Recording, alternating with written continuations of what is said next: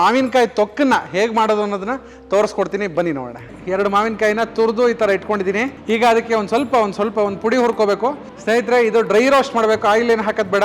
ನಾವು ಮದುವೆ ಮನೆಗಳಲ್ಲಿ ಸೈಡಿಗೆ ಬಡಿಸೋದಕ್ಕೆ ಇದೇ ಥರ ಮಾಡ್ತೀವಿ, ತುಂಬ ಒಳ್ಳೆ ಘಮ ಬರುತ್ತೆ, ಚೆನ್ನಾಗಿರುತ್ತೆ. ಈಗ ನಾನು ತುರಿದಿಟ್ಕೊಂಡಿರುವಂತಹ ಮಾವಿನಕಾಯಿ ತುರಿಯನ್ನು ಇದಕ್ಕೆ ಸೇರಿಸ್ಕೊಳ್ತಾ ಇದ್ದೀನಿ ಸ್ನೇಹಿತರೆ. ಮಾವಿನಕಾಯಿ ಯಾವ್ದು ಬೇಕಾದ್ರೂ ತಗೋಬಹುದು, ಸ್ವಲ್ಪ ಹುಳಿ ಮಾವಿನಕಾಯಿ ತೊಗೊಂಡ್ರೆ ಒಳ್ಳೆ ರುಚಿ ಇರುತ್ತೆ ಸ್ನೇಹಿತರೆ. ಇದಕ್ಕೆ ಸ್ವಲ್ಪ ಉಪ್ಪು ಹುಳಿ ಖಾರ ಸ್ವಲ್ಪ ಮುಂದಾಗಿದ್ರೆ ಚೆನ್ನಾಗಿರುತ್ತೆ, ಯಾಕಂದ್ರೆ ಅನ್ನಕ್ಕೆ ಕಲ್ಸ್ಕೊಂಡಾಗ ನಿಮ್ಗೊಂದು ಒಳ್ಳೆ ರುಚಿ ಕೊಡುತ್ತೆ ಅದಕ್ಕೆ ಸ್ನೇಹಿತರೆ. ಘಮ ಘಮ ಅಂತಿರೋ ಮಾವಿನಕಾಯಿ ತೊಕ್ಕು ರೆಡಿ ಆಗಿದೆ ನೋಡಿ, ನೋಡಕ್ಕೆ ಕಲರ್ಫುಲ್ ಆಗಿದೆ, ಒಳ್ಳೆ ಘಮ ಘಮ ಅಂತಿದೆ.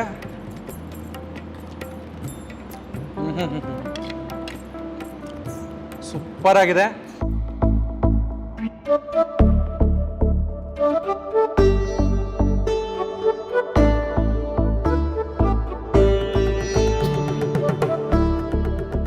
ಸ್ನೇಹಿತರೆ, ಎಲ್ಲರಿಗೂ ನಮ್ಮ ಕಲರ್ ಟಾಕೀಸ್ಗೆ ಮತ್ತೊಮ್ಮೆ ಸ್ವಾಗತ ಹಾಗೂ ಸುಸ್ವಾಗತ. ಸುಮಾರು ಜನ ಕೇಳ್ತಿದ್ರು ತಿಂಡಿಗಳಿಗೆ ಮಕ್ಕಳಿಗೆ ಡಬ್ಬಿಗೆ ಹಾಕೊಡೋದಕ್ಕೆ ಏನಾರು ಮಾಡ್ಕೊಡಿ, ಸಡನ್ ಆಗಿ ಏನಾರು ಒಂದು ಫ್ರಿಡ್ಜಲ್ಲಿ ಇಟ್ಟಿರಬೇಕು, ಅನ್ನಕ್ಕೆ ಕಲ್ಸ್ಕೊಂಡು ತಿನ್ನೋಂಗೆ ಏನಾರು ಮಾಡ್ಕೊಡಿ ಅಂತ. ಅದಕ್ಕೋಸ್ಕರ ಮಾವಿನಕಾಯಿ ತೊಕ್ಕು ಈಗ ಒಳ್ಳೆ ಸೀಸನ್ ನಡೀತಾ ಇದೆ, ಒಳ್ಳೊಳ್ಳೆ ಮಾವಿನಕಾಯಿ ಸಿಗುತ್ತೆ, ಒಳ್ಳೆ ಸೊಗಡು ಮಾವಿನಕಾಯಿ.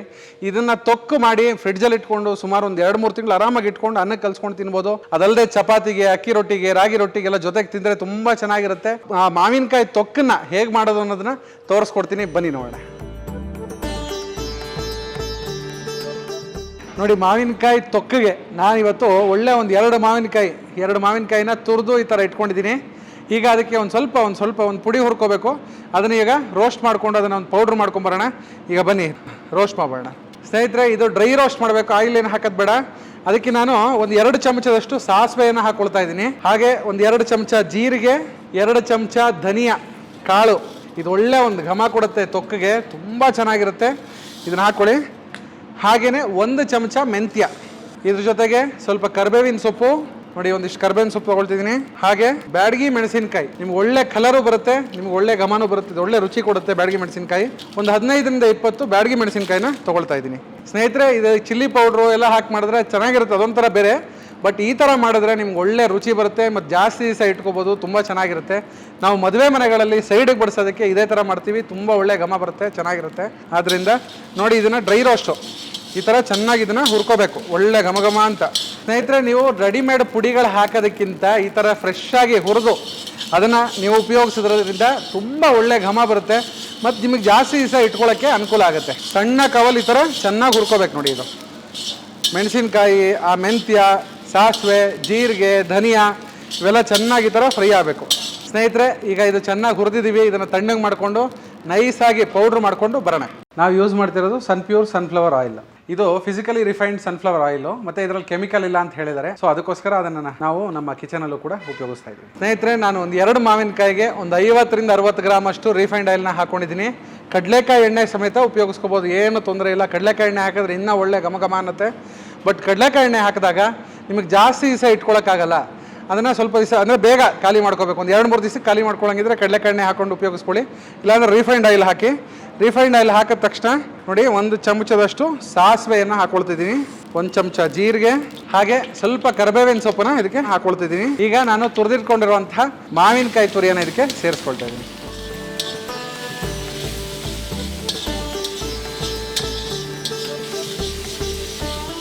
ನೋಡಿ, ಈ ಥರ ಫ್ರೈ ಮಾಡಬೇಕು. ಫ್ರೈ ಮಾಡುವಾಗ 1 ಚಿಟಿಕೆ ಅರಿಶಿಣ ಅಂದರೆ 1/4 ಚಮಚದಷ್ಟು ಅರಿಶಿಣವನ್ನು ಇದಕ್ಕೆ ಸೇರಿಸ್ಕೊಳ್ತಾ ಇದ್ದೀನಿ. ಹಾಗೆ ರುಚಿಗೆ ತಕ್ಕಷ್ಟು ಉಪ್ಪನ್ನು ಈಗಲೇ ಸೇರಿಸ್ಕೊಳ್ತೀನಿ.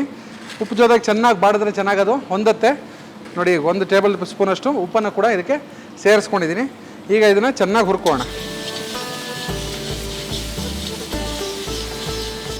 ಸ್ನೇಹಿತರೆ. ಇದಕ್ಕೆ ಸ್ವಲ್ಪ ಉಪ್ಪು ಹುಳಿ ಖಾರ ಸ್ವಲ್ಪ ಮುಂದಾಗಿದ್ರೆ ಚೆನ್ನಾಗಿರುತ್ತೆ, ಯಾಕಂದ್ರೆ ಅನ್ನಕ್ಕೆ ಕಲ್ಸ್ಕೊಂಡಾಗ ನಿಮ್ಗೊಂದು ಒಳ್ಳೆ ರುಚಿ ಕೊಡುತ್ತೆ ಅದಕ್ಕೆ. ನೋಡಿ, ಇದು ಚೆನ್ನಾಗಿ ಇದರ ಫ್ರೈ ಮಾಡ್ಕೋಬೇಕು. ಇದು ಒಂದು ನೀಟಾಗಿ ಮಾಗಬೇಕು. ಇದು ಬಾಡಿಸ್ತಾ ನಿಧಾನಕ್ಕೆ ಮಾಗುತ್ತೆ. ಈ ಹುಳಿ ಅಂಶ, ಹಸಿ ವಾಸನೆ ಎಲ್ಲ ಹೋಗುತ್ತೆ, ಸೂಪರ್ ಆಗಿರುತ್ತೆ. ನೋಡಿ, ಇದು ಚೆನ್ನಾಗಿ ಈ ಥರ ಹುರ್ಕೋಬೇಕಿದು. ಈಗ ಸ್ವಲ್ಪ ಇಂಗನ್ನು ಸೇರಿಸ್ಕೊಳ್ತಾ ಇದ್ದೀನಿ ಇದಕ್ಕೆ ಸ್ನೇಹಿತರೆ. ನೋಡಿ, ಇದು ಚೆನ್ನಾಗಿ ಫ್ರೈ ಆಗಿದೆ, ಚೆನ್ನಾಗಿ ಮಾಗಿ ಬಂದಿದೆ. ಈ ಸಮಯದಲ್ಲಿ ನಾನು ಆವಾಗಲೇ ಹುರಿದಿಟ್ಕೊಂಡಿರುವಂಥ ಪುಡಿಯನ್ನು ಇದಕ್ಕೆ ಸೇರಿಸ್ಕೊಳ್ತೀನಿ. ಇದನ್ನು ಸೇರಿಸ್ಕೊಂಡು ನೋಡಿ, ಈ ಥರ ಚೆನ್ನಾಗಿ ನೋಡಿ, ತುಂಬ ಹೊತ್ತು ಬಳಸೋದು ಬೇಡ. ನೋಡಿ, ಈಗ ಇದು ನಿಧಾನಕ್ಕೆ ನೋಡಿ ಈ ಥರ ಎಣ್ಣೆ ಬಿಟ್ಕೊಂಡು ಬಂದಿದೆ. ಆವಾಗ ರೆಡಿಯಾಗಿದೆ ಅಂತ ಅರ್ಥ. ಇದು ನಾವು ಮದುವೆ ಮನೆಗಳಲ್ಲಿ ಉಪ್ಪಿನಕಾಯಿ ಬದಲು ಒಂದೊಂದು ಸ್ವಲ್ಪ ಬಡಿಸ್ತೀವಿ ಸೀಸನ್ ಇದ್ದಾಗ. ಅದು ಕಸ್ಟಮರ್ ಡಿಮ್ಯಾಂಡ್ ಮಾಡ್ತಾರೆ, ಅವಾಗ ಹೇಳಿ ಮಾಡಿಸಿ ಇದನ್ನು ಮಾಡಿಕೊಡ್ತೀವಿ. ತುಂಬ ಚೆನ್ನಾಗಿರುತ್ತೆ. ಆ ಸೈಡ್ಗೆ ಅನ್ನ ಕಲಿಸ್ಕೊಂಡು ತಿಂತಿದ್ರೆ ಒಳ್ಳೆ ರುಚಿ. ಅದ್ರ ಜೊತೆ ಒಂಚೂರು ತುಪ್ಪ ಹಾಕ್ಕೊಂಡು, ಅದು ಈ ಕಡಲೆಕಾಯಿ ಎಣ್ಣೆಯಲ್ಲಿ ಮಾಡಿದ್ರಂತೂ ಇನ್ನೂ ರುಚಿಯಾಗಿರುತ್ತೆ. ಒಂದ್ಸಲಿ ಕಡಲೆಕಾಯಿ ಎಣ್ಣೆಲಿ ಒಂದ್ಸಲಿ ಟ್ರೈ ಮಾಡಿ, ತುಂಬ ಚೆನ್ನಾಗಿರುತ್ತೆ. ಈಗ ಇದನ್ನು ಪ್ಲೇಟಿಗೆ ಬದಲಾಯಿಸೋಣ.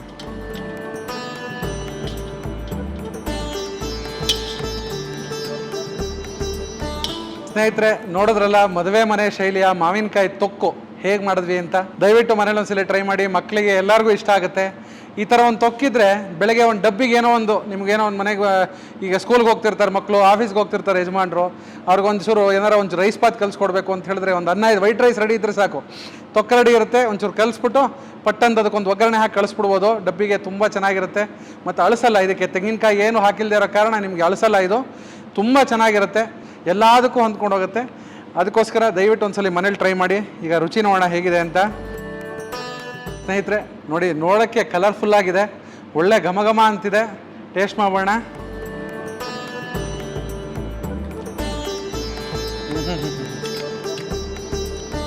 ಸೂಪರ್ ಆಗಿದೆ. ಆ ಮಾವಿನಕಾಯಿ ಹುಳಿ ಒಳ್ಳೆ ಘಮ ಘಮ ಅಂತಿರೋ ಆ ಪುಡಿ ತುಂಬ ಚೆನ್ನಾಗಾಗಿದೆ. ದಯವಿಟ್ಟು ಮನೇಲಿ ಒಂದ್ಸಲ ಮಾಡ್ಕೊಳ್ಳಿ, 100% ಚೆನ್ನಾಗಿರುತ್ತೆ. ಎಲ್ಲರೂ ಹೊಗಳ್ತಾರೆ. ಹಾಗೆ ನಿಮ್ಮ ಮನೆ ಕಾರ್ಯಕ್ರಮಗಳು, ಮದುವೆ, ಗೃಹ ಪ್ರವೇಶ, ಯಾವುದೇ ರೀತಿಯಾದಂಥ ಕಾರ್ಯಕ್ರಮಗಳಿದ್ರೂ RVR ಕೇಟರರ್ಸ್ನ ಮಾತ್ರ ಮರೆಯೋಕ್ಕೆ ಹೋಗಬೇಡಿ. ನಿಮ್ಮ ಕಾರ್ಯಕ್ರಮವನ್ನು ಇನ್ನೂ ಹೆಚ್ಚು ಸುಖಕರ ಇರೋದಕ್ಕೆ ನಾವು ಪ್ರಯತ್ನ ಮಾಡ್ತೀವಿ. ಹಾಗೆ ಇದೇ ರೀತಿಯಾದಂಥ ಒಳ್ಳೊಳ್ಳೆ ರೆಸಿಪಿಗಳನ್ನ ನಿಮ್ಮ ಕಾರ್ಯಕ್ರಮದಲ್ಲಿ ಬಡಿಸೋದಕ್ಕೆ ನಾವು ಪ್ರಯತ್ನ ಮಾಡ್ತೀವಿ. ಅದು ನಿಮ್ಮ ಜೊತೆ ಮಾತಾಡಿ ಡಿಸ್ಕಸ್ ಮಾಡಿ ಎಲ್ಲ ಥರ ನಾವು ಎಲ್ಲ ಅಂದರೆ ಕನ್ವಿನ್ಸ್ ಮಾಡೋಕ್ಕೆ ಟ್ರೈ ಮಾಡ್ತೀವಿ. ಈ ಥರ ಉಪ್ಪಿನಕಾಯಿ ಬೇಡ, ಈ ಥರ ತೊಕ್ಕು ಮಾಡಿಸೋಣ, ಒಂದು ಕೋಸಂಬರಿ ಜನರಲ್ ಆಗಿದ್ದೇ ಇರುತ್ತೆ, ಬಟ್ ಈ ಥರ ಒಂದು ಸ್ಪೆಷಲಾಗಿ ಏನಾರು ಒಂದು ಮಾಡೋಣ ಅಂತ ಹೇಳಿ ಎಲ್ಲ ಮಾಡಿ ತುಂಬ ಚೆನ್ನಾಗಿ ಒಳ್ಳೆಯ ಒಂದು ಮೆನು ಡಿಸೈನ್ ಮಾಡಿ ಮಾಡಿಸ್ಕೊಡ್ತೀನಿ. ಹಾಗೆ ನಿಮ್ಮ ಮನೆ ಕಾರ್ಯಕ್ರಮಗಳು ಯಾವುದೇ ಇರ್ಬೋದು, ಸಣ್ಣದಿರ್ಬೋದು, ಒಂದು 50 ಜನದಿಂದ ಹಿಡಿದು 50,000 ಜನದವರೆಗೂ ಯಾವುದೇ ಕಾರ್ಯಕ್ರಮ ಇದ್ರೂ RVR ಕೇಟರರ್ಸ್ ಮಾತ್ರ ಮರೆಯೋಕ್ಕೆ ಹೋಗಬೇಡಿ. ಹಾಗೆ ಇದೇ ರೀತಿಯಾದಂಥ ಒಳ್ಳೊಳ್ಳೆ ರೆಸಿಪಿಗಳಿಗೋಸ್ಕರ ನಮ್ಮ ಕಲರ್ ಟಾಕೀಸ್ ಚಾನಲನ್ನು ಲೈಕ್ ಮಾಡಿ, ಶೇರ್ ಮಾಡಿ, ಸಬ್ಸ್ಕ್ರೈಬ್ ಮಾಡಿ. ಧನ್ಯವಾದ.